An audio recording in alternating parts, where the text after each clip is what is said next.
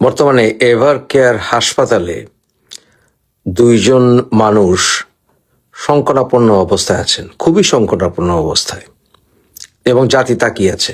একজন হচ্ছেন বেগম খালেদা জিয়া আর আরেকজন হচ্ছেন ওসমান হাদি। এই দুজনের ব্যাপারেই বাংলাদেশের মানুষ খুব চিন্তিত। ওনারা কি বাঁচবেন না মরে যাচ্ছেন, নাকি মরেই গেছেন, এরকম প্রশ্ন আসছে। কিন্তু খালেদা জিয়া এবং ওসমান হাদির ভেতরে পার্থক্য হচ্ছে সিদ্ধান্তের ব্যাপারে, যে খালেদা জিয়ার চিকিৎসার দায়িত্বে, সরাসরি চিকিৎসার দায়িত্বে যে বোর্ড গঠন করা হয়েছে, সেই বোর্ডের বিশ্ববিখ্যাত ডাক্তারদের কোনো কথা আমরা সরাসরি শুনতে পারিনি।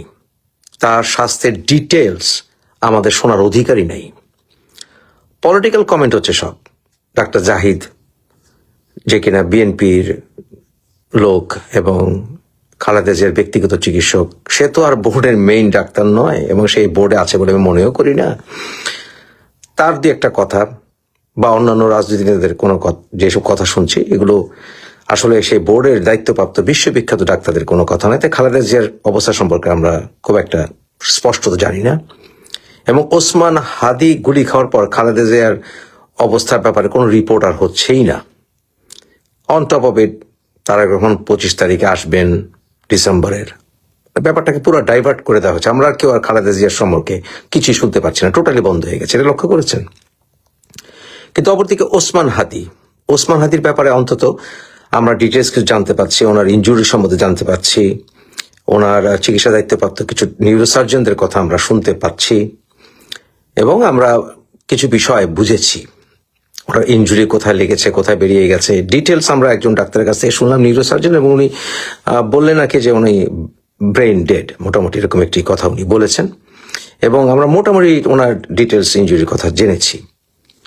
এখন প্রশ্ন আছে, ওসমান হাদিকে বিদেশে নেওয়ার জন্য, অর্থাৎ সিঙ্গাপুরে নেওয়ার জন্য সকল প্রস্তুতি সম্পন্ন হয়েছে যা শুনলাম, এবং সেখানে অ্যাক্সিডেন্ট এমার্জেন্সিতে নিয়ে যাওয়া হবে।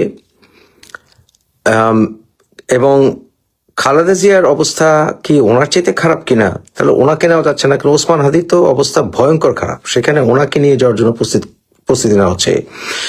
এটা মেক সেন্স করছে না আমার কাছে। নাকি খালেদা জিয়া অলরেডি মরেই গেল, কে জানে, আল্লাহ জানেন। আমাদেরকে তো পুরো ধূম্রজালে রাখা হয়েছে। তবে ওসমান হাদির ব্যাপারে একটি মানবিক সিদ্ধান্ত নেওয়া দরকার বলে আমি মনে করি।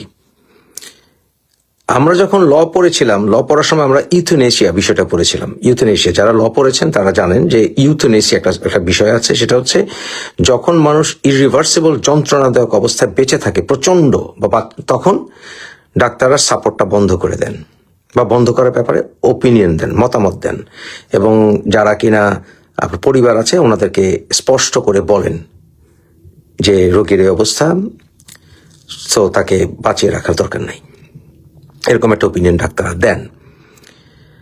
ওসমান হাদির যে এরকম ইনজুরি, এরকম সিমিলার অনেক কেস ওয়ার্ল্ডে আছে, সিমিলার, এবং সেখানে মানবিক বিষয় আলোচিত হয়েছে, সিদ্ধান্ত হয়েছে।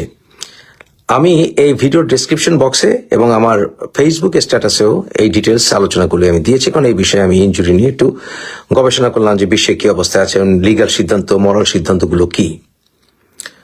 এতটুকু বুঝেছি স্পষ্টত বাংলাদেশে ওসমান হাদি ডাক্তারদের কথাবার্তা, এছাড়া এর ব্যাপারে বিভিন্ন রিসার্চ করে, যে আমি ডাক্তার নই, এতটুকু স্পষ্ট বোঝা গেছে। এবং কোনো ডাক্তার অস্বীকার করবে না যার ওসমান হাদির চিকিৎসা আছে। আপনারা যদি সাংবাদিক হয়ে থাকেন সরাসরি প্রশ্ন করবেন সে ডাক্তারদের, যে ওনারা বলছেন ওনারা বলতে চাচ্ছেন না, বুঝে নেন, এরকম কথাবার্তা বলেছেন। কিন্তু বুঝে নেন অর্থে কি? ওসমান হাদি যদি বেঁচে থাকেন, আপনারা শুনে রাখেন, এই হচ্ছে বিষয়, উনি যদি বেঁচে থাকেন, উনি কখনো ভেন্টিলেশন ছাড়া আর উনি শ্বাস প্রশ্বাস নিতে পারবেন না। ওনার যে ইনজুরি, উনি ভেন্টিলেশন ছাড়া কখনো আর শ্বাস প্রশ্বাস নিতে পারবেন না, এক। দ্বিতীয়ত হচ্ছে যে উনি কখনো টিউব ছাড়া ওনাকে আর খাওয়ানো যাবে না, তার মানে টিউব দিয়ে ওনাকে খাওয়ানো হবে। তৃতীয়ত, ওনার অতীত, স্মৃতি, বর্তমান, ভবিষ্যৎ কোনো কিছু সম্পর্কে ওনার কোনো জ্ঞান থাকবে না, কোনো বুদ্ধি থাকবে না, উনি কিছু বুঝবেন না, একেবারেই না। জাস্ট বেঁচে থাকার মতো একটা ভেজিটেটিভ স্টেট বলে এটাকে, ভেজিটেটিভ স্টেটে উনি থাকবেন। অর্থাৎ ওনার কোন রকম জ্ঞান বলতে যেটাকে বলে কিচ্ছু থাকবে না অবশিষ্ট। অর্থাৎ এটা টোটালি ভেজিটেটিভ স্টেট, বেঁচে থাকা। পৃথিবীতে বিভিন্ন সমীক্ষায় দেখা গেছে 68 থেকে 70% পরিবারকে স্পষ্ট জানিয়ে দেওয়া হয় যে এনাকে ন্যাচারালি যেতে দিন, অর্থাৎ মরতে দিন। আমরা ভেন্টিলেশন উইথড্র করার পক্ষে। পৃথিবীতে 68 থেকে 70% এইসব কেসে পরিবার সিদ্ধান্ত নেয় যে তাদেরকে ন্যাচারালি মরতে দেওয়া হোক, ভেন্টিলেটর বন্ধ করে দেওয়া হোক। এখন ওসমান হাদিকে আপনারা নিয়ে যাবেন সিঙ্গাপুর, চেষ্টা করতে পারেন। ওনারা ধরেন বেঁচে থাকাই তো প্রায় দুরূহ, প্রায় অসম্ভব। আর যদি বেঁচেও থাকেন তাকে আপনারা এই সিদ্ধান্তে পাবেন, অর্থাৎ উনি কখনোই আর ভেন্টিলেশন ছাড়া শ্বাস প্রশ্বাস নিতে পারবেন না। উনি বেঁচে, ওনার জীবন যদি থাকে, টিউব ছাড়া কোনোদিন উনি খেতে পারবেন না, উনি কখনো চলাচল করতে পারবেন না, এবং ওনার কোনো রকম জ্ঞান থাকবে না। অর্থাৎ উনি কিচ্ছু বুঝবেন না আশেপাশে কি হচ্ছে, নিজের সম্পর্কে, পারিপার্শ্বিক সম্পর্কে ওনার সামান্যতম কোনো বুদ্ধি শুদ্ধি থাকবে না। অর্থাৎ ওনার কোনো জ্ঞান থাকবে না, বোধ থাকবে না। সঠিক বাংলাটি হচ্ছে বোধ থাকবে না। তাই এইরকম সিদ্ধান্তে সাধারণত বিশ্ব, আমেরিকা, কানাডা, ইউকে সিমিলার অনেক কেস আছে, এবং সেখানে ডাক্তাররা সিদ্ধান্ত নিয়েছেন, পরিবারকে বলেছেন স্পষ্টত যে এরকমভাবে বেঁচে রাখা ওনাকে ভয়ঙ্কর কষ্ট দেওয়া। এবং উনি অন টপ অফ ইট একজন ইয়াং ম্যান, ওনার সামনে অনেক বছর জীবন, যদি বেঁচেও যান উনি, এরকম ভেজিটেটিভ হয়ে বেঁচে থাকতে হবে। এটা কি মানবিক? এটা একটা বিশাল প্রশ্ন। বিভিন্ন গ্রেট ইসলামিক স্কলাররাও এই বিষয়ে আমি পড়াশোনা করেছি, এবং তাদের সিদ্ধান্ত হচ্ছে এরকম কেসে তাকে যেতে দেওয়া, অর্থাৎ লাইফ সাপোর্ট উঠিয়ে ফেলা। এখন আপনাদের মতামত আমি জানতে চাই।